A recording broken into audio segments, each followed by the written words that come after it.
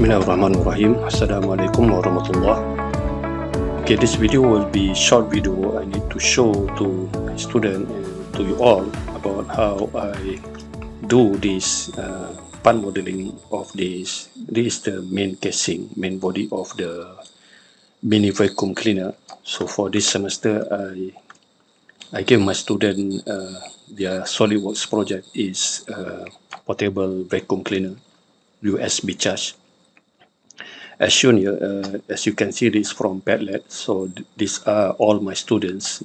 They share their choice from Shopee for them to do their portable USB charge mini vacuum cleaner. So they have various kind of design here. Okay, for inshallah I will do video, but first for this video I just show one of the design from my student. As you can see here, I've already done the modeling, so this is one of the vacuum cleaner choice from my student. So I need to show to my student how I achieve this kind of modeling for this type of vacuum cleaner. So these are not a complete vacuum cleaner. This is a part of the main casing, main body of the vacuum cleaner. All right. In order for me to do this, okay, I go for start a new part modeling. I already open a part new modeling, so I will go for millimeter. All right. Okay, the first thing is about, if you see here, the one that I've done here. So the first thing is about, I will do revolve from the sketch. So this is the basic sketch of the profile of the main body. So I will do exactly like this. The length of the main body is 310, and here I have a point. So here I will do spline here, but actually I've done a curve here, and I set it tangent to tangent. Later I will show you. So roughly the shape of the profile for me to do full revolution, for me to revolve, is like this. Okay, let me show you. If I open a new part modeling file, so I will do the orientation will be on the front plane. I will create the axis line. So the total length is 310. Okay, frankly speaking, I don't have the actual product of this type of vacuum cleaner, since I just roughly estimate the dimension. So the length of the main body is 310. So then I will draw a spline. Spline will start somewhere here. So I will do a 3-point spline here, and it goes stop here. But I need to set the relation here, this point, and hold up my control key to set the relation vertical, so it remains in line. Same goes here. For this point and this point, I must set it to vertical. Alright, about the dimension. So since I have 3-point spline, so the dimension from here to here is the vertical dimension is 50, and here is 25. Right, so here, as you can see from my previous part modeling, 120.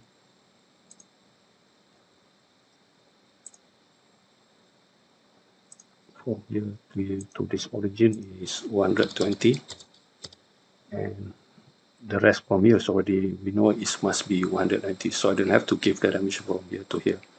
Alright, but here the dimension from this point to this point is also 50.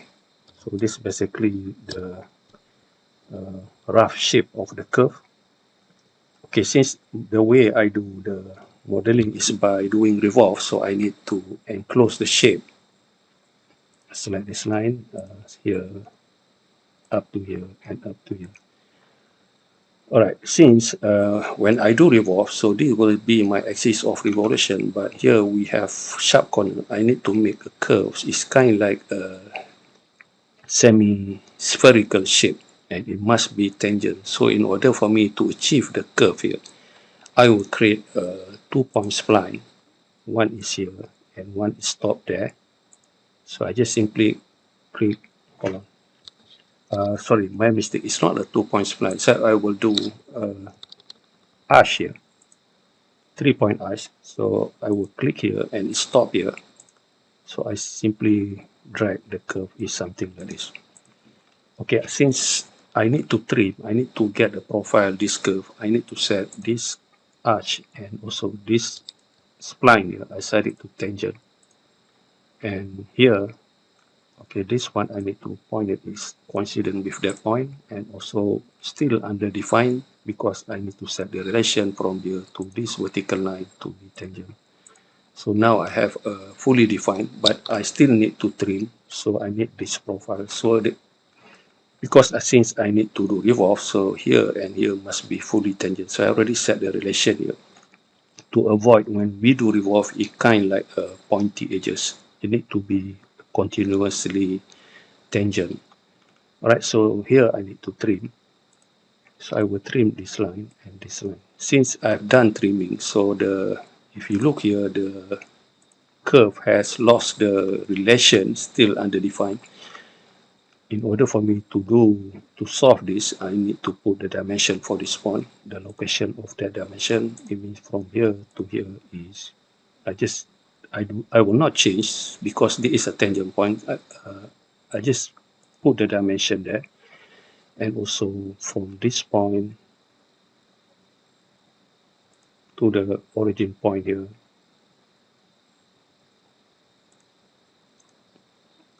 I will not change the dimension because that coordinate is for that tangent point. So I have a fully defined. Okay, now if I go for features and I go for revolve. Okay, if I right click, I clear selection, the axis is of revolution is this line.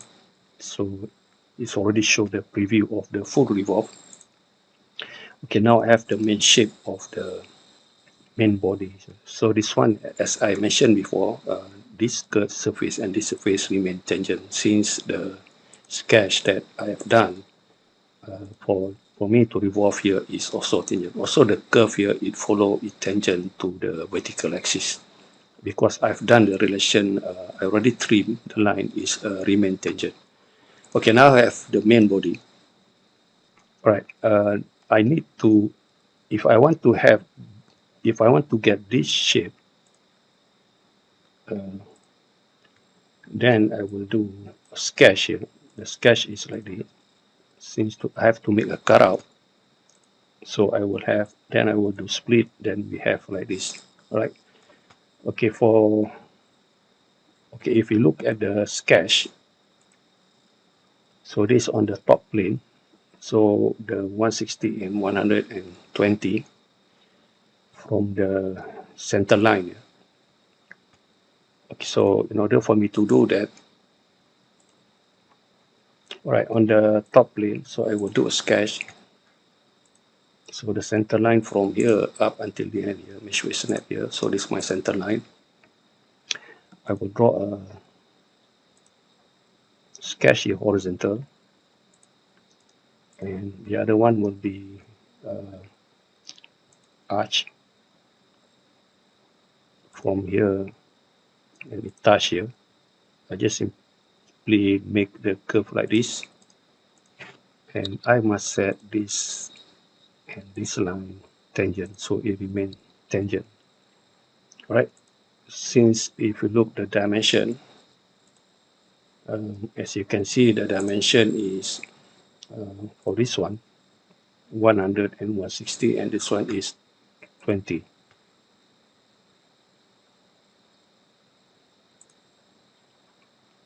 Okay, so the dimension here from here to here is 160.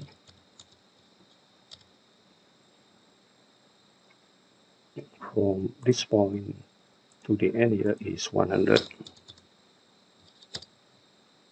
And from this line to the center line is 20. So I have fully defined. So this basically the shape for me to make a cutout. I have to do it on the other side, so I will do mirror here. And entities to mirror is here and here. And mirror about is the center line. So I have the profile for me to do cutout by using split command. Alright, since I have the profile here, to do a cutout, I will use a command split. Split is when you have a curve, it's kind of like this, you can cut your solid object.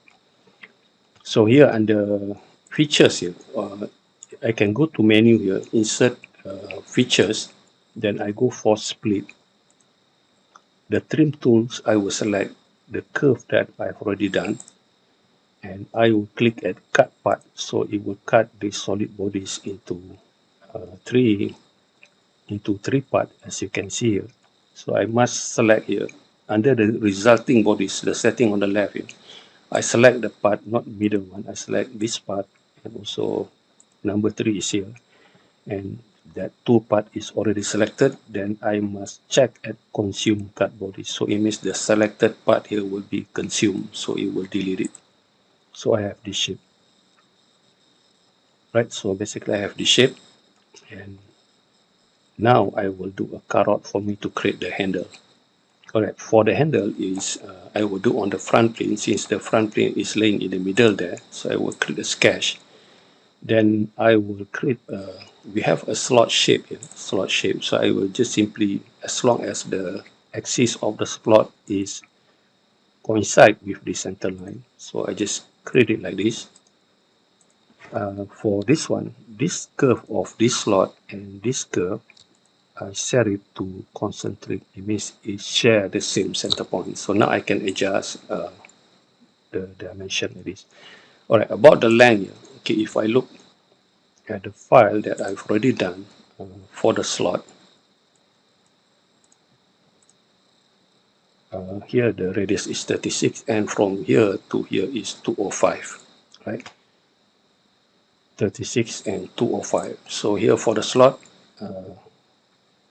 the dimension from this point to here is 205, and the radius here is 36. Okay, this is fully defined, and now I exit the sketch. So since the sketch is selected, I will go for insert features. So I will do split. Since the sketch is already selected, so it's already listed here. So I click at cut part, and now under resulting bodies, I will select part, not this one. I select this one. I need to make sure the consume cut bodies is checked. So I click OK. Then I have this. And so I can off this sketch, and also this sketch I can off it to have a clean view. Alright, so this is basically the shape, and now I will do fillet. So under the features I have a fillet, so I will give a valid radius. 10 is too big, so I will go for 8. So I select these edges and also these edges, and on the other side these edges and also that edges. So let me delete this thing. Okay, that edges. So it's already selected, and the radius is 8. Now I have the shape. Right, I can check actually if I press Ctrl Shift and Z button. I can check the zebra crossing to make sure that we have the continuity of the surface. Alright, another way for me to check either the surface is good or not, I have another software installed here. I already integrate that software dynamic link with the SolidWorks. So this one is open the Send to Keyshot. I need to show you the output when we visualize this main casing. So this is another software. Here I go for ground shadow off. I make sure it's run my GPU. As you can see, I can play with material plastic. Just quick to show you.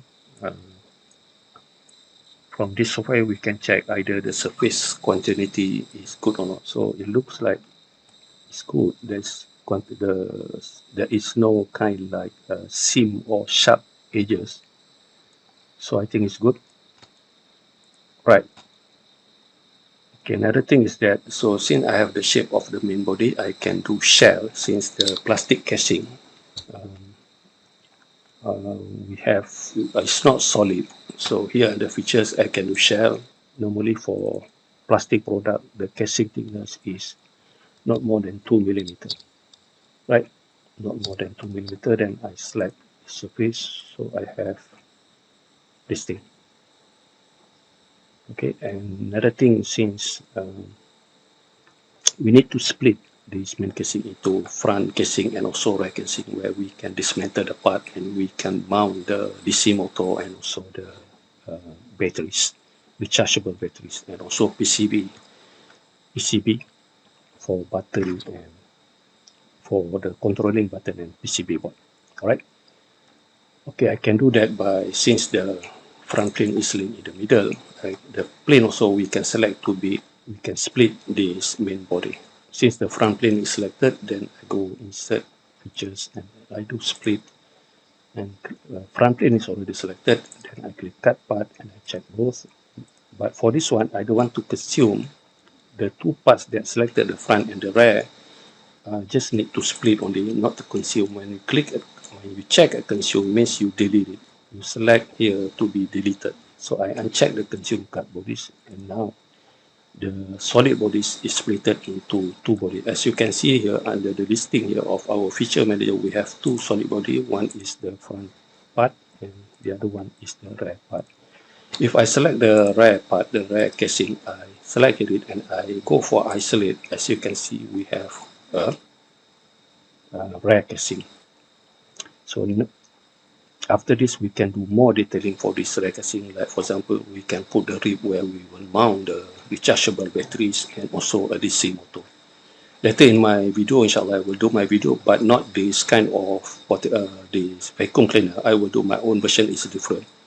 So this is for my student, as a guide for my student, for them to do if they have this kind of main body for their vacuum cleaner. Right, as you can see also, if I update to Keyshot, so Keyshot is not optional, just to show. So here I select, so we have nice one. It's also split. And this one I just show them, so it's split back casing. Right, so that's all for this video. I hope this will help for my student to do the main body of the vacuum cleaner. Okay, I will see you in the next video. Inshallah, I'll make a complete video if I have time for my version of my vacuum. Okay, I will see you in the next video. Assalamualaikum warahmatullahi wabarakatuh.